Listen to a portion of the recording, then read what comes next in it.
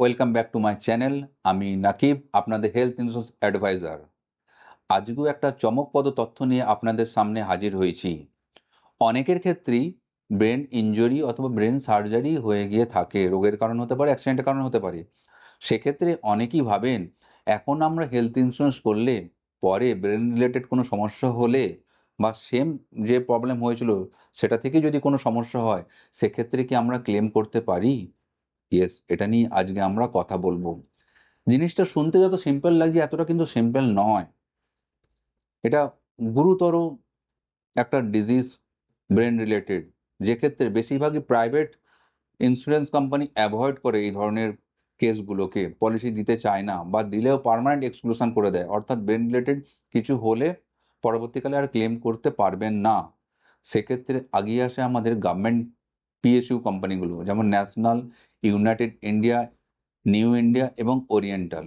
এখানে কিন্তু সব ব্রেন ডিজিজ বা সব রকম সার্জারির ক্ষেত্রে পার্মানেন্ট এক্সক্লুশন নেই।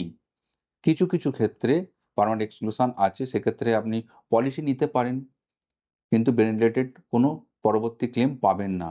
কিন্তু দেখা যায় অনেক ক্ষেত্রেই মোর দ্যান 50% ক্ষেত্রে আপনার চান্স রয়েছে পলিসি আপনাকে দেবে এবং পরবর্তী ক্লেম পাবেন।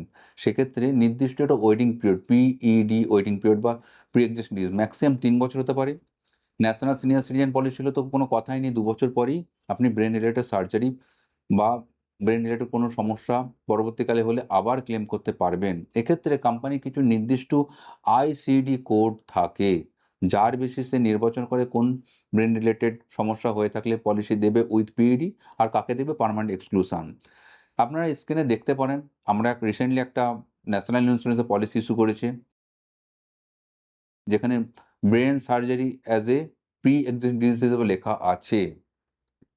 অর্থাৎ তিনি 3 বছর পরে ব্রেন রিলেটেড কোনো প্রবলেম ক্লেম করতে পারবেন।